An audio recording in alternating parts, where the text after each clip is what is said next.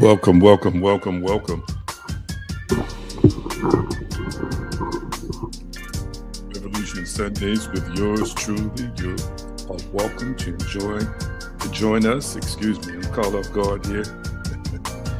Got a new setup going and I should have tested it a couple of days ago. Just been running. So excited and delighted to be with you.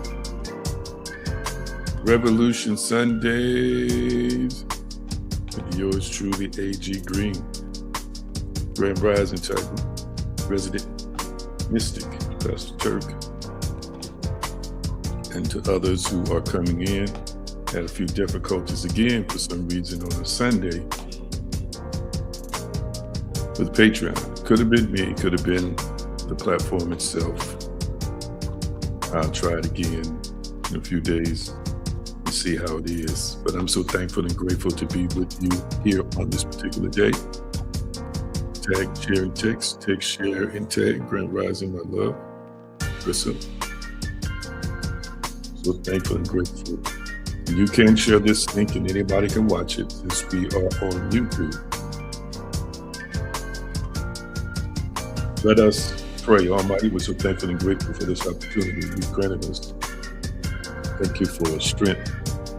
Thank you for a sound mind. Thank you for a healthy heart.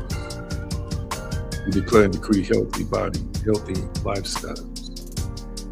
Thank you for love, unlimited love, unconditional love. Thank you for this day that as we live and breathe on this side of reality, we are thankful for every second that we have and grateful for the moments that we anticipate moving forward. Thank you right now for divine inspiration and divine guidance. Thank you for the revelation of truth. We thank you for ultimate peace, power, and self-mastery. Give us ears to hear and hearts to receive what the Spirit, the source, the divine, is saying to us. And we thank you and bless you and praise you.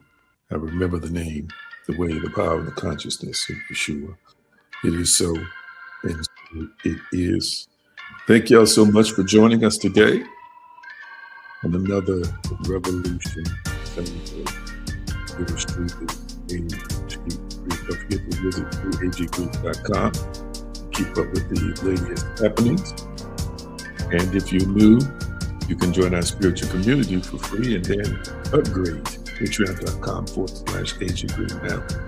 Over 300 posts, 300 forms of information there, including, I believe, part 3 of the historical Jesus versus the biblical Jesus was released.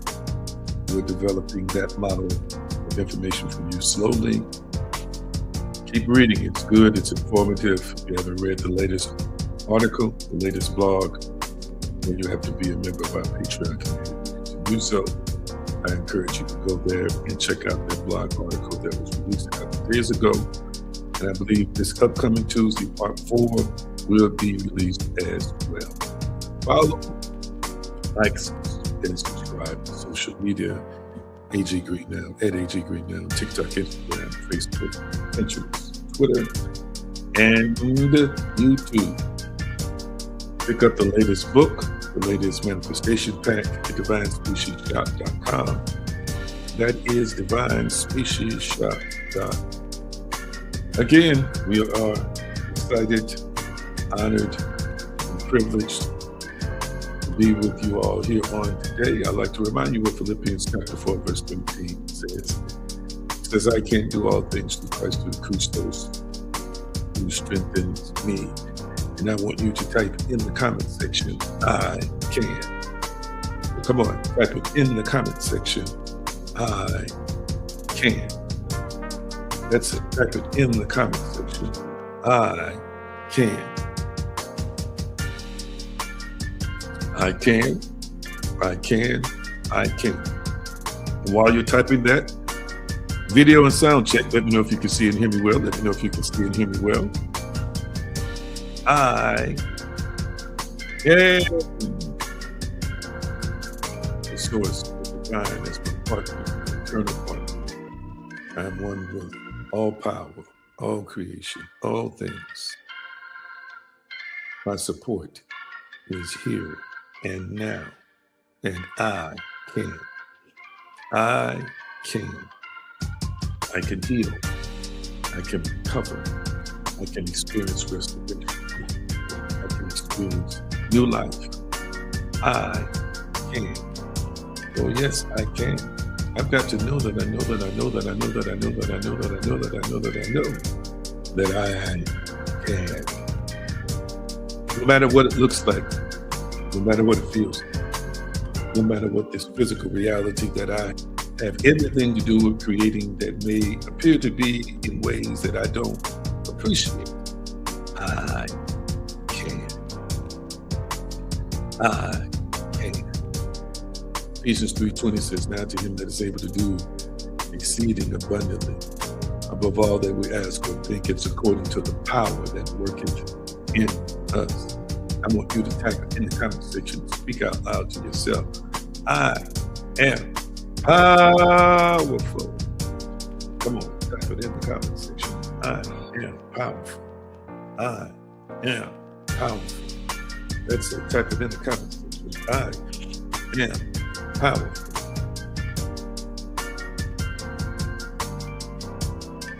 I am powerful. Come on, type it in the comment section. I am powerful. Own it, know it, recognize it, live it, breathe it, sleep it, embody it. Yes, I am that I am, and I am powerful. Yes, I am dynamic spiritual species, the dynamic spiritual being made in the image and likeness of the creator source and sustainer. I can't help but be powerful. Above the noise, above religion, above the clutter, above the confusion, I am powerful. That's it. Type it in the comment section. I am powerful. What a wonderful, priceless thing it is for you to know that you are powerful. And I thank y'all so much for being here with us on this particular day. Now I've got to check in with you. I'm going to check in with you. What's good? What's good? What are you eating and sipping? So tell me how you're feeling. I am sipping on some wonderful, delicious coffee, sweet, creamy creamer in it, and it is great. So tell me, what are you eating and sipping, and how are you feeling? What are you eating and sipping? And how are you feeling on today? What are you eating and sipping? And how are you feeling today? Real quickly, talk to me. What are you eating and sipping? And how are you feeling today?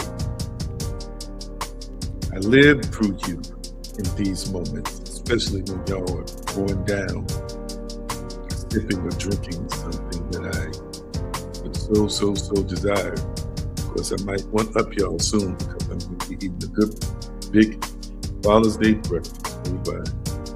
I love after I get off here. But what are you eating and sipping? And how are you feeling? Real quickly, don't everybody jump in at once. You know, we have some folks that may not be on today. Receive some communication from them, but those of us who are here, we're here. Let's see what our resident mystic says. Feeling good. Just ate eggs, hash browns, pinky sausage. Is that link sausage? And toast. Drinking coffee. Link. Okay. What is pinky sausage? Okay, he answered my question. I'm thinking kinky sausage. What is kinky? Okay, I got you. Man, what a meal. Man, what a meal. My Christmas is getting breakfast prepared now, sipping water. Awesome. Yes, sir. You said kinky sausage. I'm thinking, is that a new sausage? Is he talking about the sausage that used to come in the links connected? But it hit me. He must be talking about links out before he responded. Funny stuff, brother. Funny stuff. Thank you so much for sharing with us how you're feeling and what you're eating and sipping. What you're eating and sipping and how you're feeling.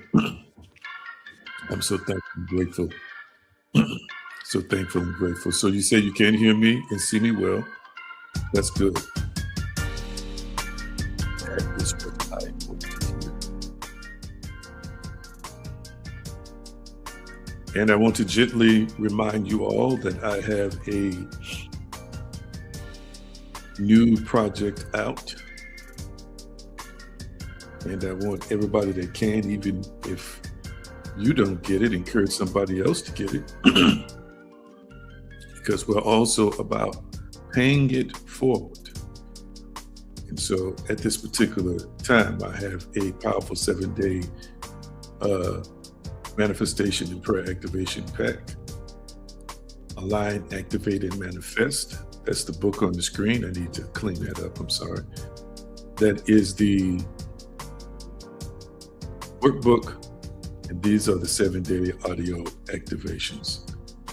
You can go to divinespeciesshop.com and be able to pick that up. All right. Thank y'all so much for taking our time today. And I don't intend to keep you as long as I normally do. Yep, it's the keyboard. We can hit them wrong numbers, wrong words, wrong letters, I should say, excuse me. I do it very, very, very frequently. All right. I want to continue our series, get right into it so we can be incredibly prudent and responsible with time on today. And the thematic text has been from 2 Kings, and we've read the first day,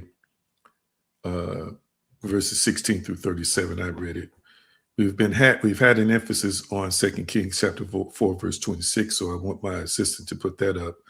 Hillary's going to be out today, so it'll just be most likely my Carissa or whoever chimes in to support us. I know our resident therapist, when he gets on, he's going to be late. He would support as well if there's nobody else who's able to do it. We've been at 2 Kings 4 and 26, but today, amidst this topic that we're discussing, we're going to also hone in and focus on another text that we will extract information from, and that's going to be 2 Kings chapter 4, same chapter, verses 29 through 31. So the thematic text is centered around 2 Kings 4 and 26, so we put that up first. And then after that, 2 Kings 4, 29 through 31. 29 through 31. All right, that's where we are going to be working from today. Let's see. I know my love is cooking, so let me see if I can, what did I just do? Okay, let me see what I can do in terms of finding that text and putting it up myself.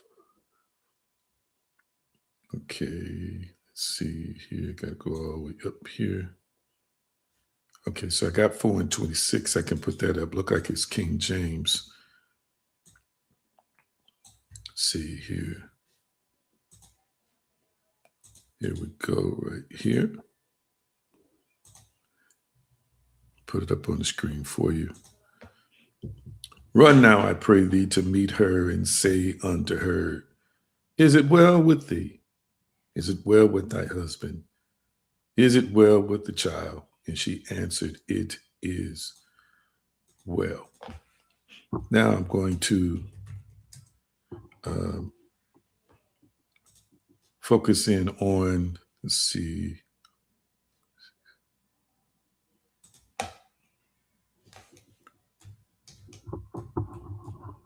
(29 through 31). See about putting that up on the screen for us as well. And we might as well stay with the King James to make it consistent, although we know it's not the best interpretation. Those of us who've studied and listened to scholars but nevertheless, it's probably the most commonly used. Looking up the King James now here. Here we go right here. Going to put that up on the screen, one verse at a time. Okay, take that off. This is verse 29.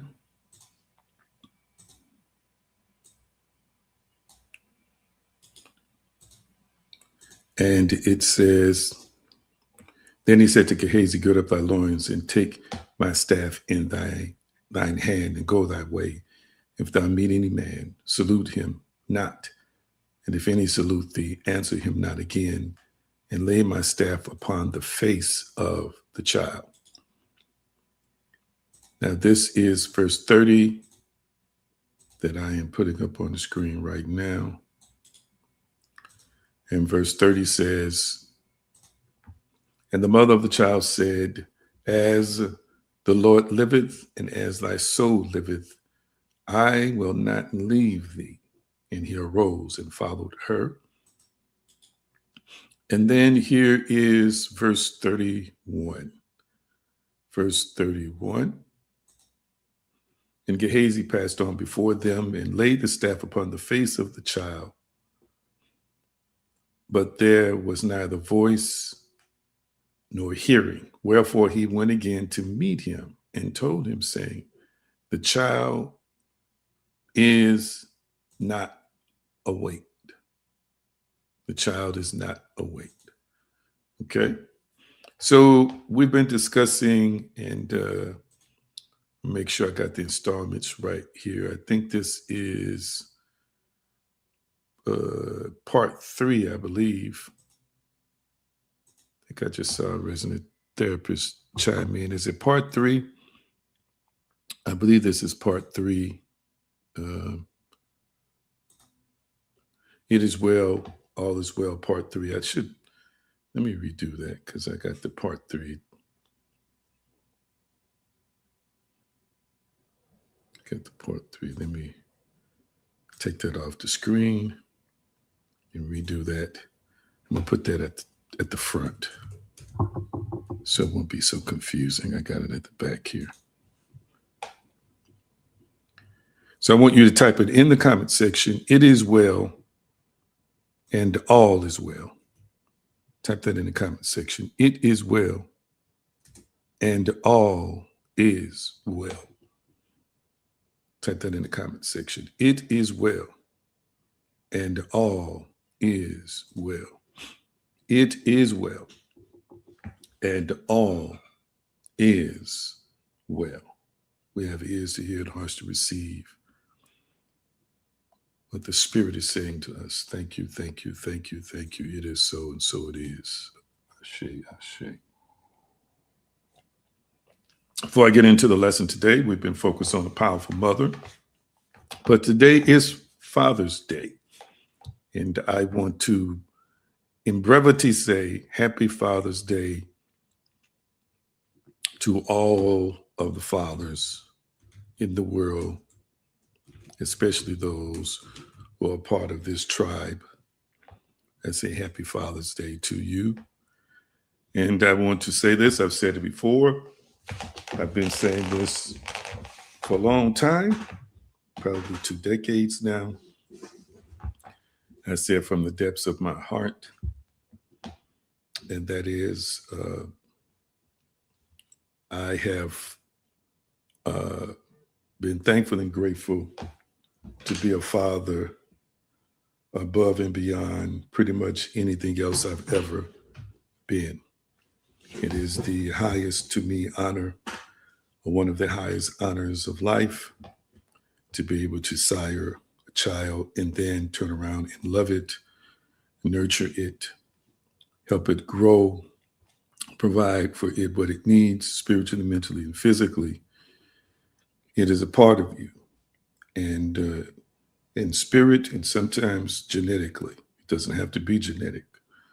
But for those who are fathers out there who love those they've been assigned to raise, those they've been assigned to speak to, those they've been assigned to lead and guide, I salute you today. We got a lot of sperm donors who, from a biological perspective, are called fathers, but that's it. For the men who are present, I salute you. For the men who are not present, I tell you it's not too late.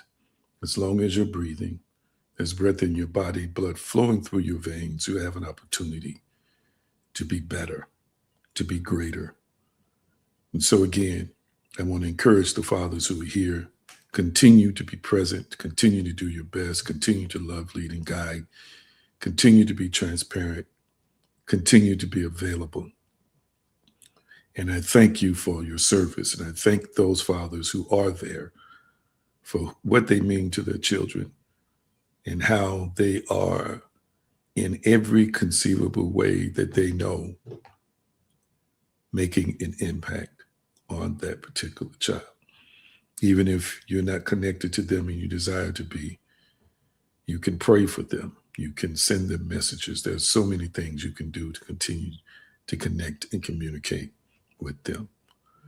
Being a parent can be very challenging these days. And speaking from a father's perspective, it can definitely be challenging. But we must show up every day to do what we know is right to do. We must show up every day with a purpose and a plan to be the best man, the best leader, the best guide. If you're a husband, the best husband, and of course, the best father we can possibly be. No matter how tough and how rough it gets, never underestimate the power of your presence and the power of your contribution as a father. That's what I want to say to all fathers who are watching me right now. So as we approach the teaching on today, remember this is a story of a woman who's married, actually a couple. This story features a woman who recognized the prophet and his servant passing by and decided, I should say, from the kindness of her own heart, the goodness of her own heart, that she would solicit her husband to create a room for the prophet to be able to stay at every time he visited their way. And so the husband complied, and they created this wonderful space for the prophet as his servant that they could stay whenever they passed by. We've brought out numerous things from the traditional Christianity standpoint to the metaphysical. And I want to get a little bit deeper. We talked about her discernment. We talked about what the text meant in terms of good women. We talked about Elijah. We talked about the geography, the history. We've talked about those in previous installments. The child was something that came out of her making space for the prophet. The source, the creator, and the prophet, in turn, used power to make space in the woman's womb to conceive a child. She conceived this child just as the prophet said she would. This child grew up to be, at this particular time, believed to be between the ages of 4 and 5 years old, was out in the fields accompanying his father and other servants, and complained of his head hurting, and was carried to his mother, where he laid on his mother's lap until noon and died on her lap. We discussed what it looks like, what it feels like to see your dream appearing to decline and eventually die before you.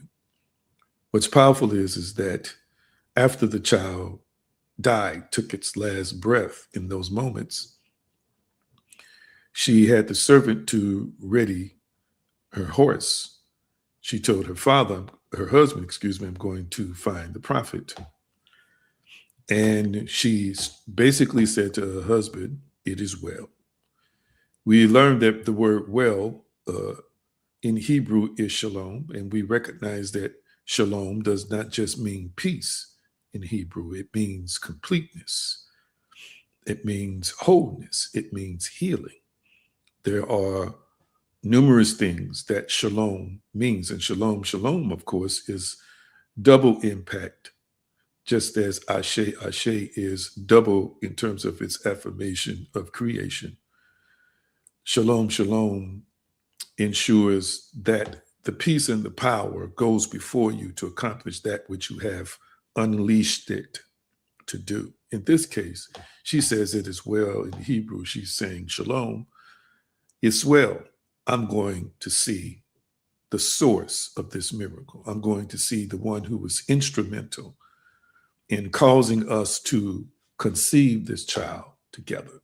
She gets in her horse chariot, little buggy, whatever you want to call it, makes her way several miles to see the prophet.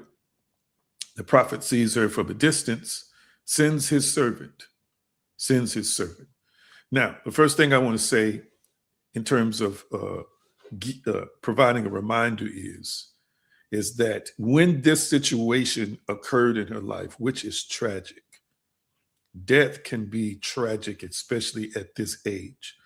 Now, there are those of us who recognize that life continues to exist after this mortal frame, after this mortal existence. So we, at the age that we are, with the exception of wanting to make sure we finished our work here, of course, understand that on the other side is better. In this context, that's not how the mother's thinking, number one. Number two, this is a promise that has been fulfilled. Number three, this is her heart that laid on her lap and died. It could be a very traumatic, and dare I say, dramatic experience for any person, male or female. I'll never forget, there was, I believe, a service at the church my brother pastors, and this father, I think he was a single father, but he was a good father, and he was in a car accident, and his child died. The child was like 4, 5 years old, very young. And they talked to me about how the father wailed on the front row of her homegoing, just wailed, wept and wailed in pain. We've got to start practicing empathy when we observe and analyze these situations. This is a woman who's carrying pain.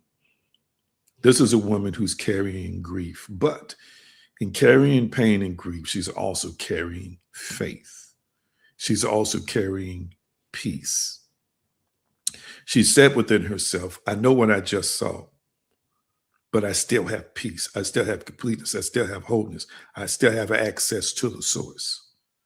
So instead of her waddling in grief, instead of her settling that for this is the end, she sought out the source. She sought out the one who was responsible for speaking and the conception occurred. So she sought source rather than symptoms. I'm going to say it again. She saw source rather than symptoms. Isn't it true, family, that most people run and submit to appearances? But she ran to origin. I'm going to say it again. Most people run to appearances. She ran to origin. The promise came from the source. The promise came through the source. Secondly, the promise came through the instrument of the source. The promise came through the instrument that's one with the source, acting instead or on behalf of the source. This is where she returned to.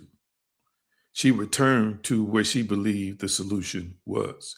She believed the solution would come from God, the source, the divine. She believed the solution would come from the God, source, and divine that dwelled in the prophet. She may not have seen him the way we see him or analyzed his role the way we analyze it today. She just knew that the divine, the godly, the supernatural, and the powerful that was in this man is what was responsible for her conception.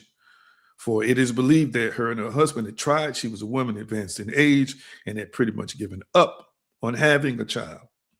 And then she opens her heart, she makes room, and then God makes room for her to be able to conceive this child. Here's a metaphysical principle. When reality appears to be broken, Return to the consciousness that created the vision. When reality appears broken, return to the consciousness that created the vision. Isn't that good?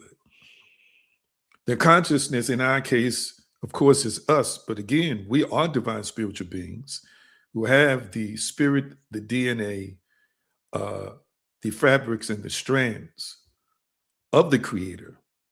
It's infused in us. It is a part of us.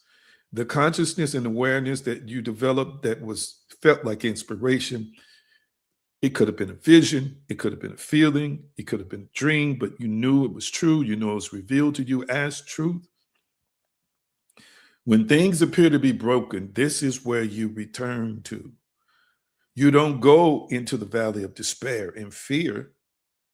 You go back, family, to the consciousness that spawned it, that created it, that sparked it.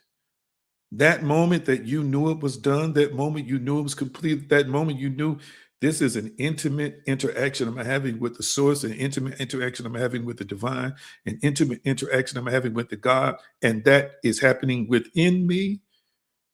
That fuzzy feeling, that great feeling, that euphoria. And again, we see it in our imaginations. We see it in our hearts. We know that this is real in the moment and it is for us, is where we return to. I just had that experience recently, and I try not to do too much testifying, but at the same time, I know it's necessary because I need y'all to know it works for me. And I have decided in the future, I'm going to break this down, my situation and how I could have done it better. But just within this past few days, I had opportunities. And you all know I've been talking about for some time now, manifesting a vehicle, transportation. The long and short of it is, I've been sitting in meditation and sitting in prayer, and probably for like 2 years now. And so when I was finally inspired to make that step, I had an option that I could go with, but I thought they were making it too complicated. I want to say the name of the place. Shifted and pivoted to another place, turned down by banks, to the tune of the finance manager who was out.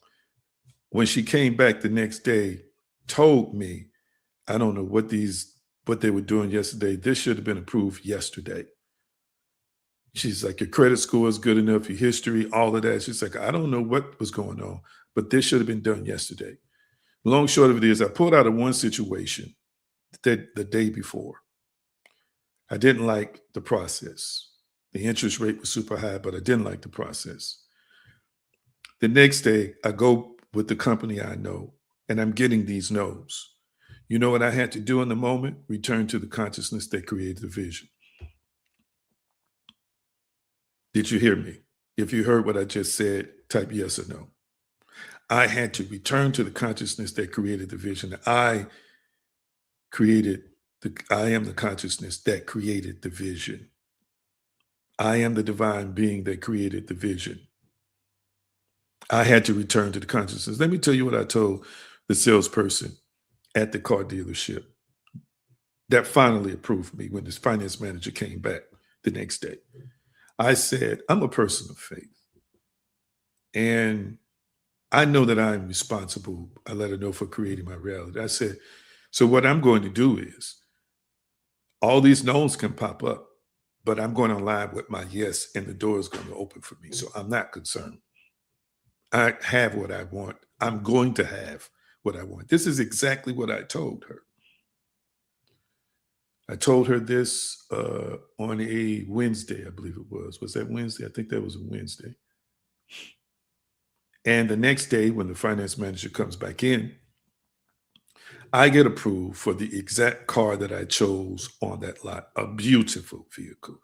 It's sitting in the garage in this house y'all saw us manifest right now. I had an opportunity, family, to panic. I had an opportunity not to choose it is well and all is well. I had an opportunity to say, oh, it's credit, oh, it's income, and I shouldn't expect to qualify anyway. I had an opportunity to be discouraged, but I chose not to.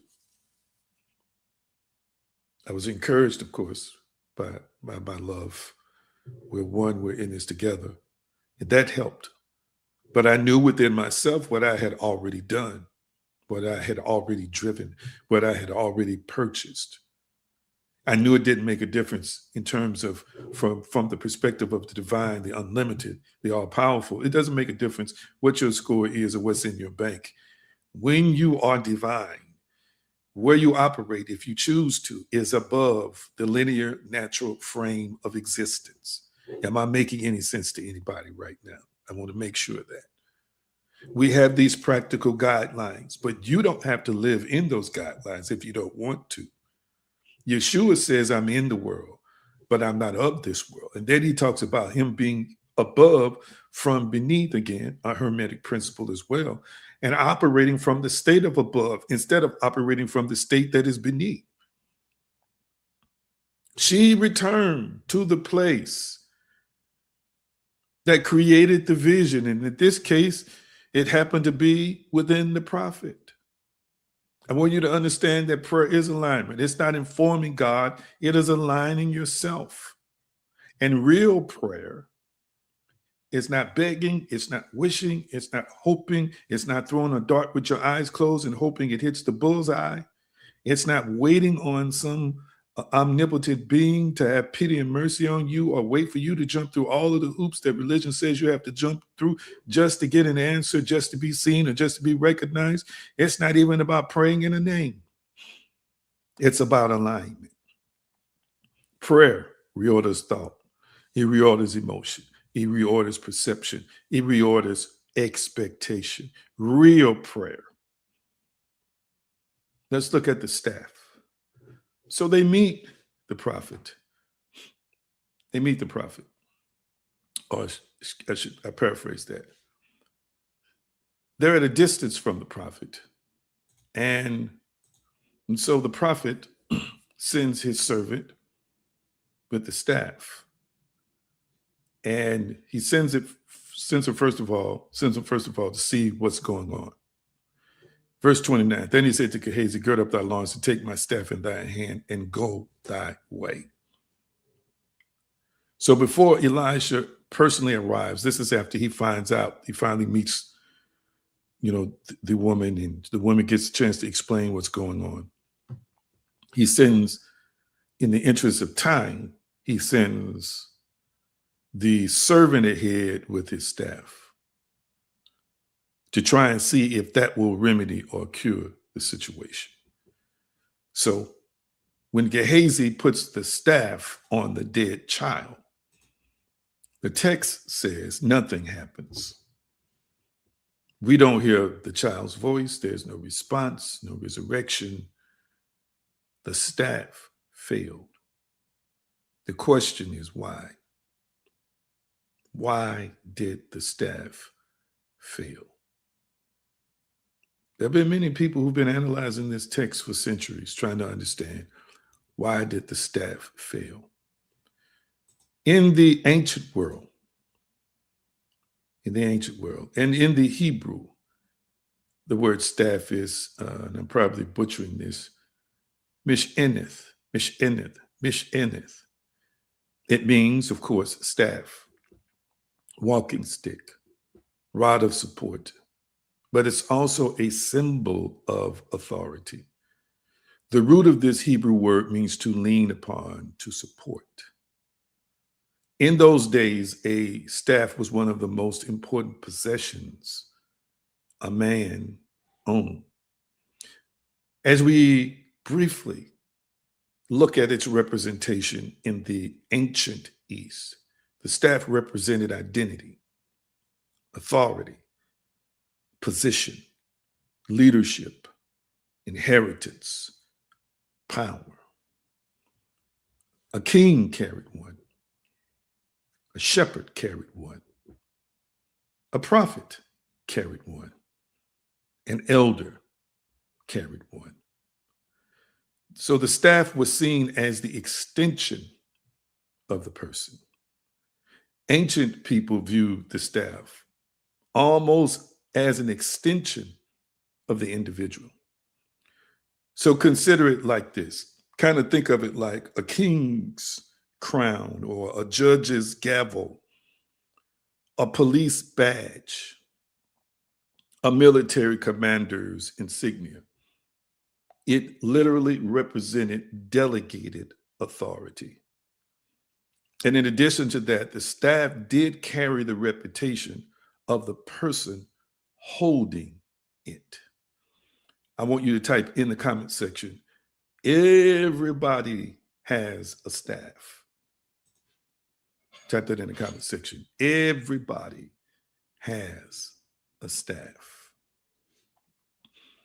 Do you realize that in Exodus 4, we see that Moses had a staff? God transformed Moses' staff into a servant. And later that staff opened the Red Sea, brought water from the rock, and defeated Amalek. It was a symbol of invisible authority. Aaron had a rod. We know from number 17, the rod budded. It produced rods overnight. The rod symbolized divine selection and priestly authority. And of course, we know the very, very, very global and world-renowned text of Psalm 23, where David says, "Thy rod and thy staff comfort me." The staff symbolized guidance, protection, correction, leadership. So why did Elisha send the staff? Things are going to kind of get a little bit more interesting from here. You see, in all those things that I just explained about the staff, Elisha initially believed the authority represented by the staff might be sufficient. In other words, the prophet sends a symbol of his office, a representation of his authority, a visible extension of his ministry. Now, hear what I'm saying today. Hear what I just explained. Now, let me help you to understand the power of who and what we are. Apparently, Elisha had used this staff, and he had in the text, for different purposes in his lifetime. And he knew that according to who and what he was in terms of identity and authority, that he could send his staff and the power and the authority of his own office was connected to the staff. I don't want to lose anybody, because to you it's just an object. To many people it's just a piece of wood or whatever material it's made out of. We need to understand how powerful we are as divine beings. In essence, people would not say this in the Christian world, in the Judaistic world, but he charged his staff with power and authority. He connected his essence and his power and his authority with the staff that he had obviously used on other occasions, and it got the job done. Because he knew it was a visible extension of him. He knew it represented his authority. He knew it was a symbol of his office. He knew that. Let me tell y'all something. I don't want to mess anybody up. But do you realize I could right now pray over this coffee cup? I could use whatever technique I want to use as a divine spiritual being. I could charge this coffee cup up with power, with essence, and give it to somebody, and they could experience the power and essence that's in this, attached to this coffee cup. And you say, well, it's just an inanimate object. Well, it might be an inanimate object, but we know it's a conscious object on the subatomic level, because that's what double slit experiment teaches us. But more importantly, from a spiritual, metaphysical perspective, okay, you could do this. People think that when they bless oil, That's the power of the Holy Spirit. Well, whether you believe it's the power of the Holy Spirit or the Holy Spirit that's one with you and part of you, you are charging. It's a couple of things happening here. You are charging the oil, you're charging the bless, you're charging the cloth. That's number one. Number two, the faith of the person who's the recipient is also a part of the equation because they believe that the oil in the cloth is charged with a presence. And it works. Yeah, yeah. So I want you to understand and realize that, let me say it like this. I didn't mean to get into it. It's not in my notes. It's just coming to me while I'm talking.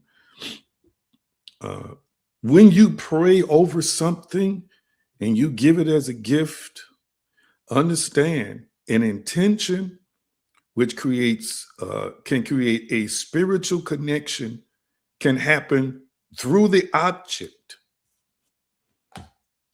with the object. And this is why sometimes if you receive certain gifts from the wrong people, I know I might be off the reservation here, but let me stay with this flow. You got to be careful because sometimes their spirit, their essence, their intention can still be bound to the object, can still be connected to the object. In other words, it's down to the subatomic level. Its essence can be still connected to the spirit, the heart, and the mindset of the previous person. You got to be careful with this. So if they're sinister, if they're not this, they're not that, you got to be careful that they're manipulative, if they're cunning, you got to be careful. It could be in your presence and a chaos could be happening from that energy and you don't know it. Mm-hmm. Yes, yes, yes, yes, yes, yes, yes. Y'all hearing me? Y'all hearing what I'm saying today? Talk back to me. Are y'all hearing what I'm saying today? Talk to me. Are you hearing what I'm saying? So this is why he used the staff. This is why he sent his staff. This is why he sent it. Hear me, family. You and I, again, I'm reiterating, have the same power and ability to bless people by praying over things that's an extension of us and watching it do great things in people's lives. I don't know. I just feel like that needs to resonate with somebody for a few minutes. It needs to resonate with somebody for a few minutes. Let's move on. No result. But at the same time, the woman decided, I'm not following Gehazi. I'm not following the servant with the staff. She says in verse 30, as the Lord liveth and as thy soul liveth, I will not leave thee. She's saying, I'm refusing to depend on a staff and its symbolism. I want the source. I want you to type it in the comment section. I want the source. I want the source. Wow. I want the source. For a few minutes, we look at what biblical commentators conclude about why the staff failed. Some say, well, God just didn't choose to work through the staff. And that the miracle required Elijah's presence. Now, while that is true, there's a little bit more happening here. Again, you can have a symbol without presence. You can have symbol without presence. So the staff, again, represented authority. But authority alone wasn't enough. The situation required presence. I want you to type this in the comment section. Some situations require presence. Type that in the comment section. Some situations require presence.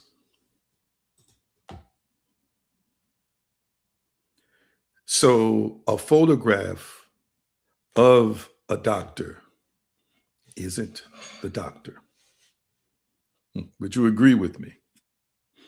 Would you agree with me that a business card isn't the person? Would you agree with me that a signature isn't the individual? Would you agree with me that a symbol points toward reality, but it is not reality? Would you agree with that? So the staff represented Elisha, but it was not Elisha. Oh my goodness. Oh my goodness. I want us to see the powerful picture of the difference between representation and incarnation. Representation and incarnation. The staff is symbolic, but Elisha is substantive. This is mirrored in certain themes that we see in the biblical text. For example, the biblical text, you can see the perspective of the law versus Christ. Paul repeatedly argues the law was a shadow, that Christ was the substance. Colossians 2:17, which are a shadow of things to come, but the body is of Christ. So the staff becomes a shadow. Elisha becomes the substance. I can tell you now, being in what was once a long-term distance relationship, now we're together, there were things of Krista that I had in my possession and I had in my heart, that it was spirit, it was life, and it was at the same time a shadow, but there's nothing like having her presence in the same room with me. Not her presence that she sent as spirit, but her presence in spirit, soul, and body. That's the substance. There's something about the substance that's a whole lot more powerful than sending your spirit, sending your symbol, sending your staff. In ancient Hebrew, thought distinguished between sign and reality. The sign pointed toward reality, but it could never replace it. The staff pointed to the prophet. The prophet carried the life. Oh my goodness. I want y'all to catch what I'm saying. I'm going to say it again. The sign pointed toward reality, but could never replace it. The staff pointed to the prophet. The prophet carried the life. You carry the life. Yes, I pray for people at a distance. Don't get me wrong. They've been healed. I've seen all kinds of stuff. I do that a lot. I still do that to this day. But I want you to understand there's nothing that can replace, when it's necessary, presence, being on the scene in the fullness of who and what you are. So as powerful as that staff had been in the past, this situation required the vessel that was the substance that carried the life. Who is the vessel other than yourself that is the substance that carries the life? I'm going to say it again. Who is the vessel that carries the substance that is the substance that carries the life? Who is the vessel in your life that is the substance that carries life for you? I want you to see this. I want you to see this. This is why sometimes it's necessary to be face to face with people, to be in the presence of people. Yes, again, we can have a powerful effect on impacting people from 1,000 miles away because we are powerful like that. But I want you to understand there's something about being in the same room. This woman said, listen, respectfully. You were in that room when you prophesied to me carrying this life. And I need you to be in that room with my lifeless baby to give it life. She understood this instinctively about the prophet carrying the life. This is why she insisted, I need the man of God. In this case, she's like, I need the man of God. And what I want you to hear me saying today is, you are the man or the woman of God. You are the Elisha. But at the same time, sometimes you are the woman. Did you catch the juxtaposition? Did you catch that? We can hold multiple roles in this story.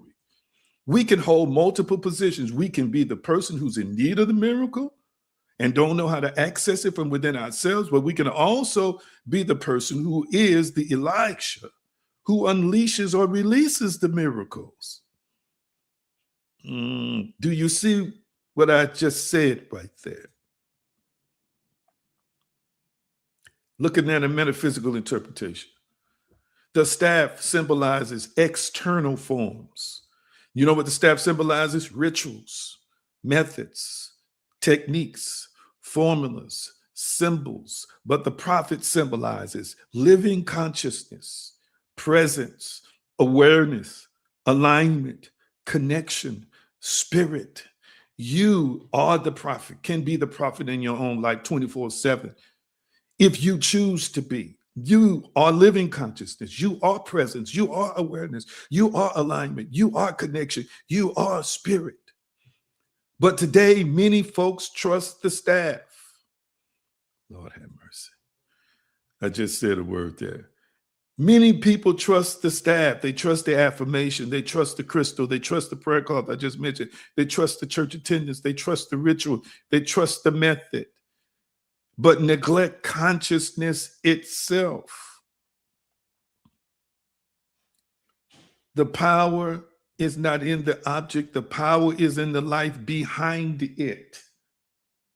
Did you catch that? Did you catch that? I just explained that in terms of the prayer cloth and, the blessed oil and how it works and why it works. I want you to understand something. The power is in the life behind the object. Behind the object. Watch this. Many Christians today possess a cross. They wear it around their neck. They have a Bible. It's electronic form and physical form. They have the Christianese, the church language. Watch this. They have their traditions, but guess what? They still feel powerless. Have you seen what I just said? Crosses everywhere, Bibles everywhere, church language, quoting scriptures, leaning heavy on traditions, but still powerless. Has anybody ever witnessed that before? Say yes or no in the comment section. Have you witnessed people like this who have all these symbols and all this religious stuff, but still powerless? Folks still dying, still can't get this accomplished, still struggling here, still can't get their mind right, still got this going and that going. Have you seen that? Talk to me. Yes or no in the comment section. I want to hear from you. Has anybody witnessed that besides me? Because I've witnessed it several times. And yet they still feel powerless. The question is why? The question is why? Because symbols without relationship become empty. I'm going to say it again. Symbols without relationship becomes empty. Give me a few more minutes here and I'm going to be done. Like many metaphysical practitioners possess vision boards, manifestation journals, affirmations, techniques, but yet remain unchanged. Why? Because technique without alignment lacks power. Oh, that's a good one right there. Technique without alignment lacks power. This is why we teach identity over here. Because if you're not aligned with the identity of what's on the vision board, if you're not aligned with the identity of what you put in your manifestation journals, if you're not aligned with the identity of what you're affirming, which we call memorizations here, if you're not aligning with the identity of the techniques, you're not going to experience the results. And if you do, it's going to take you a long time. Let me put that in the comment section. Let me put that in the comment section so you can see it. Are y'all still there? Are you still with me? Are you still with me? Technique without alignment lacks power. Thank you. Technique without alignment lacks power. I'm going to say it one more again. Technique without alignment. Who am I? Who am I? Whoever I am is what I'm aligned to, and it's what I'm going to manifest. I had to remind myself a couple of days ago of who I was in identity and what I had to be aligned with. Not one time did I complain and say, oh, this is hard, this is difficult, this is never going to happen. This is what I should have expected to happen. Heck no, I'm not getting ready to talk like that. That's not even who I am. But if I was that, I would not have seen the outcome that I desired. And again, you may not be seeing the optimal in terms of the manifestation of what's in the depths of your heart, but if you keep becoming an identity, that which you desire in the depths of your heart in terms of abundance and love and success, you continue to grow into that identity, then the outside world must mirror who and what you are internally. So the staff reminds us that methods matter, but methods are not the source. Oh my goodness. That's another good one. Methods are not the source. Would somebody type that in the comment section for me? Methods are not the source. Let me give you some insight from the integrated self framework that I teach. Talking about borrowed identity. This is the next thing I want you to type in the comment section. Borrowed identity. Borrowed identity. Type that in the comment section. Borrowed identity. Borrowed identity. Type that in the comment section for me. Borrowed identity. Here we go. Y'all ready for this? This is good. Let me see. I'm almost done, though. This is so good. What I'm getting ready to say, what I'm getting ready to say is really good. Y'all ready? Type in the comment section, borrowed identity. I'm going to tell you what borrowed identity is. I'm going to tell you what borrowed identity. Can I tell y'all what borrowed identity is? Yes or no? Y'all ready for this? I want to tell you what borrowed identity is real quickly. Let me tell you what that is, what borrowed identity is real quickly. Y'all, can I give it to you? Give me about 10 more minutes, baby. I'm already longer than what I had anticipated. Borrowed identity. Can I give it to you? Make sure my volume is up. I want to give it to you real quickly, what borrowed identity is. Borrowed identity is living from titles. Do you realize why some people are not successful in life who have titles? It's because the title they have is aligned with an identity that doesn't match it. Sometimes people are promoted, especially in the religious world. They're ambitious, they're driven, or I want to be a bishop, I want to be an apostle, or whatever it is. I want to be over this, that, and the other. And they're moving through the politics and all of this kind of stuff to get the position. And they get the position and they're mediocre or not good at all. You know why? Because the title is above their identity. That's number one. Number two, there are people who every single day become the identity of the title itself. They're living from that. In other words, they're nothing without what they believe the title says that they are, striving for all these titles, but it's not really them. You know what know what else people are living from? Positions. They feel like they're important because I have this position. They define themselves by a position that has been given them. People live from labels. They borrow their identities from negative and positive labels, especially the negative ones. Stuff is said, stuff is done. If you feed into that label, you will create an identity from it. People live from roles. Some of us are living in inferior roles in life. You are abundant. You're supply. You are the supply. You are brilliant. You're magnificent. You're intelligent. These are the roles you should be trying to live from or should live from. But other people might be living from roles the opposite of what I just said. That's borrowed identity and appearances. And appearances. People are living from appearances. One of the things that I've heard successful people say, I'm talking about successful people in Hollywood. I'm talking about successful people in politics. When I say successful, I mean grounded people, not folks with money and fame. I've heard a lot of grounded people. Denzel Washington is one of them, who tells young folks, stop trying to live your life according to the appearances you see of people on social media. Because many of these people are fake. And many of these people are presenting an image that they're not living by. They got new clothes and new cars and eyeball deep in debt, or they're miserable, presenting themselves like they're happy, like, I'm successful. And then these are the ones that end up, disappearing from the scene, taking their own lives, things like that. You can't borrow an identity from an appearance. Did that make sense with what I just said there? You can't create an identity from just an appearance. Even you making up an appearance for somebody else to look a certain way, to move a certain way, so people can look at you. No, because if it's not really you, it's not going to hold up. There's going to be some internal conflict, some cognitive dissonance, some internal turmoil. There won't be any peace there. People live from titles, positions, labels, roles, and appearances rather than essence.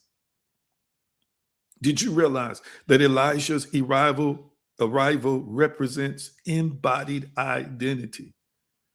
The living reality behind the simple. So in other words, family, when he showed up, he is the power behind the staff. He's the identity that drives the staff. He's the identity that powers the staff. So the staff wasn't enough. It needed the carrier of the life itself to be present.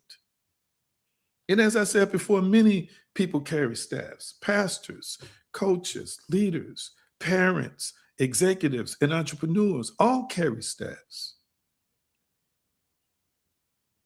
But understand, transformation happens when identity becomes embodied rather than perform.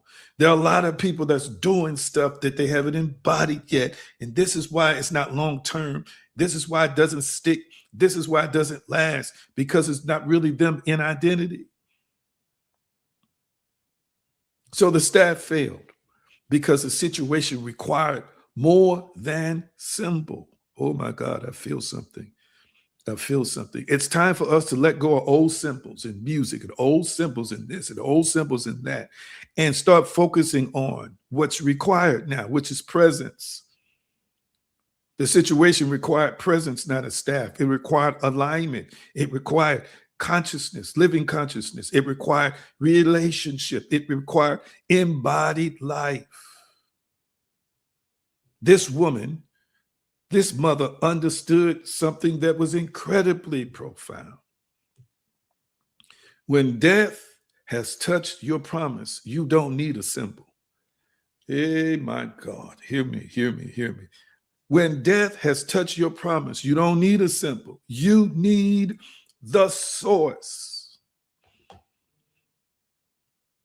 I feel that one. I feel that one. You need the source. When our dreams appear dead, don't merely seek methods, seek presence. Connect with all there is, and all there is will connect with you. Hear me. Hear what I'm saying today. Throw down the rituals and make a true connection inside yourself to establish presence, the presence of the source and the presence of you in the moment. Don't just seek techniques. Seek alignment. Don't just seek the staff. Seek the one who carries life. The one who carries life. This is why the child remained dead under the staff, but rose when Elijah arrived. Hear me, I'm going to put this up for us. Because substance is always greater than shadow. Presence is always greater than symbolism. And life is always greater than representation. I'm going to put that up so you can see that. Always, it's always greater. I'm going to say it again. It's always greater. Oh my goodness. It's always greater. I want you to type this in the comment section. I am accessing the source. Type that in the comment section. I am accessing the source. This woman refused to immediately bury her son. She refused to give in. Did you hear what I just said? She refused to trust the staff or the servant. She decided what is required right now is the substance, is the source, is the one who carried the power of life within himself. That was her decision that changed everything in her life and everything on her behalf. It is well, and all is well, because she knew a valuable, valuable spiritual principle, that the source is always greater than the substance. The source in you, with you, as you, and a part of you is always greater than the shadow, excuse me. That's what I want to say. The substance is always greater than the shadow. The source is always greater than the shadow. That's what I should have said. The source is always greater than the shadow. The source is always greater than the symbolism. The substance is always greater than the symbolism, because the substance represents the source. I want you to catch what I'm saying today. That woman understood and recognized that I've got to remain connected to my mindset, my faith, to the source of supply. And in this case, it was the supply of the miracle of life. Catch what I'm saying today. Keep your heart fixed and your mind, as this church old folk would say, regulated by knowing that you know it is well and all is well. Hear me, hear me, hear me. If you decided to live your life by that truth, you're going to, on many, many occasions, like this woman, see the peace, the completeness, and the wholeness of whatever it is you desire manifest, even amidst what appears to be chaos, even what appears to be failure, even what appears to be struggle. This was a deleterious situation. This was a serious situation. Death had set into her promise. She made a conscious decision that it is well and all is well. I'm overcoming, watch this, every negative thought because it is well and all is well. I'm overcoming every negative emotion because it is well and all is well. I'm overcoming every pessimistic thought because it is well and all is well. Yes, I have made that choice. Oh, don't you just want to fall apart? It does feel so good to just be negative. Not to me. I'm not programming my nervous system, my brain, and my body that should be normal as a divine, powerful spiritual being. We experience lows in life, but somewhere in that low, somewhere in that valley, we've got to rediscover that all is well. We got to rediscover that it is well. We've got to put our hands on the altars of eternity and understand and recognize that I am determining right now what happens in this moment and subsequent. We decide like this way, amidst whatever you're going through, that I am going to be rooted and I'm going to be grounded in a faith. It may not make sense to people connected to me or people around me, but I've decided to own that it is well, all is well.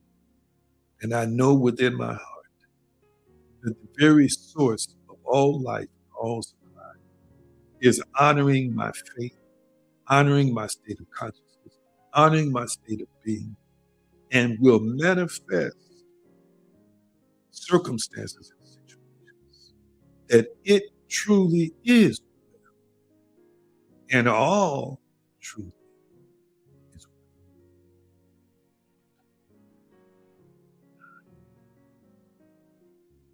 It is so.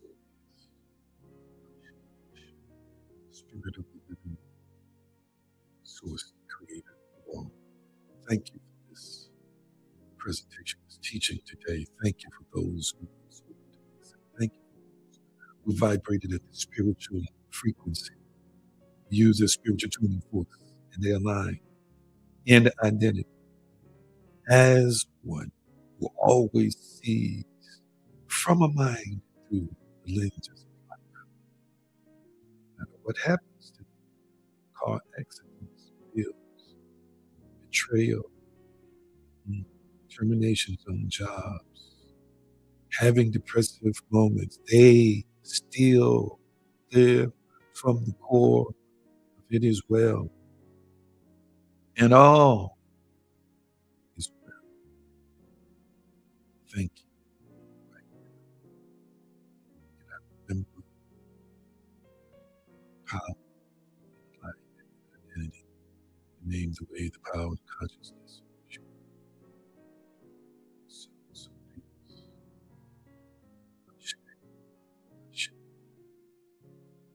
Ooh, I feel this one. I feel this one. This, I had to pivot to this. Maybe one more lesson and I'll be done and I get back to the other topic. But the divine wants you to, creative wants you to, this whole universe that's crafted by this living, vibrant being wants you to recognize that you get to determine how you live your life. That outcomes will certainly change to align with you in faith.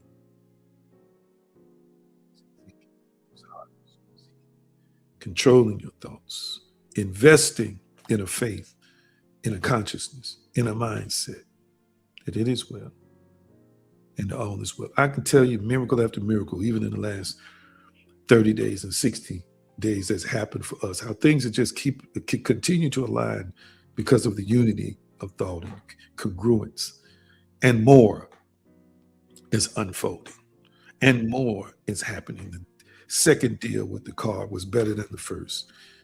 Much cheaper interest rate, much cheaper payment. I can go on and on. Done simply and quickly. Simply because I'm in the center of the divine mind saying, it is well, and all is well, and nobody gets to decide for me what my reality is but me. Oh, I felt that. I felt that. And this is what this woman was ultimately saying. Nobody gets to decide the reality of this outcome for me but me. And I have decided I'm going back to the source, and the source is carrying the solution and the answers of this dilemma, this circumstances, this death. And it is so. And so it is. Tell me real quickly what you thought about the presentation. And I'm going to release you. Y'all kind of quiet today. You must be listening. Y'all kind of quiet today. You must be listening. Give you an opportunity to share. Give again. Happy Father's Day to fathers who watch us live or in replay. I'm praying for your strength. And I'm praying that you will continue to show up diligently as often as possible and be a blessing to those that you've been assigned to love as a father and be a father to. Any feedback before we get off today? We should be back in Patreon this coming Wednesday. I had that same problem. I don't know if I hit the wrong button today again or not. I didn't want to take a chance of trying it 2 times and then coming over here to YouTube. So I just said, hey, it didn't act right. Okay. I'm just going to go straight to YouTube today so we can expedite the time. Thank you, love. Appreciate that. Thank you, my brother. Thank you. Thank you. Thank you. I just sense this. I sense this. Somebody is going to, as a result of these teachings, going to shift, going to grow into this it is well as all is well paradigm. Yeah, you're reconditioning your mind and your heart to be that in identity. And I just know that you are accessing more of the great things you want from the source of all things, the source of life, the source of supply. Hear me. Listen, I feel this. I'm prophesying now. Listen. Within 6 months, there are going to be people in this tribe who listen to this teaching and embody it, who are going to experience, the Spirit says, dramatic upswings in finances, dramatic upswings, in abundance, dramatic upswings in success. This is a prophecy. This is also a declaration. As you embody this teaching, this mindset, you're trending up now. You're trending up to more self-mastery. You're trending up to recognizing the connection between what you believe and what you see in your life. And you're practicing it now consistently. And you are attaining the results that's blessing you and those in whom you choose to bless. Because remember, when something overflows, it moves out of its normal structure. It moves out of its normal channels. It moves out of its normal capacity and overflows into whatever it is that's connected to it. When rivers overflow their banks, that means the land around it is flooded. It gets to experience the overflow of the river. And I'm telling you now, others are going to be blessed around you. And many of you are going to come back within 6 months, including myself. And there's going to be dramatic trends upward. Oh, I'm excited. Are you excited? Are you excited about living the life you deserve? Are you excited about living the life you hoped and wished, but didn't quite know the methods, the techniques, the strategies, and how to execute to get there? But I'm excited that we are traveling, we are moving, we are growing, we are expanding, we are increasing. Mm-hmm. Yes, I'm excited about it. Seeing that happen in your life as well as mine. I release you today with the shalom blessing Shalom, shalom, peace, wholeness, and prosperity. Nothing missing and nothing broken. It is so. So it is. Thank you for being a part of this journey of awakening and transformation. Support the light through Revolution Inc. by liking, sharing, and giving. Cash App $AG Green and $AG Green Enterprises. You can also give by Zelle. Anthony G. Green at hotmail.com is what you use. And Chime $Anthony/Green/336. If you haven't joined as a member of Patreon, now is a good time. We're a spiritual community that's evolving, transforming, and ascending. If you like what you have seen and heard, connect with us. It's time to vibe with your tribe. Also take time to visit theaggreen.com for the latest developments and just explore divinespeciesshop.com for spiritual tools to elevate your life. Your love and support helps keep this mission alive.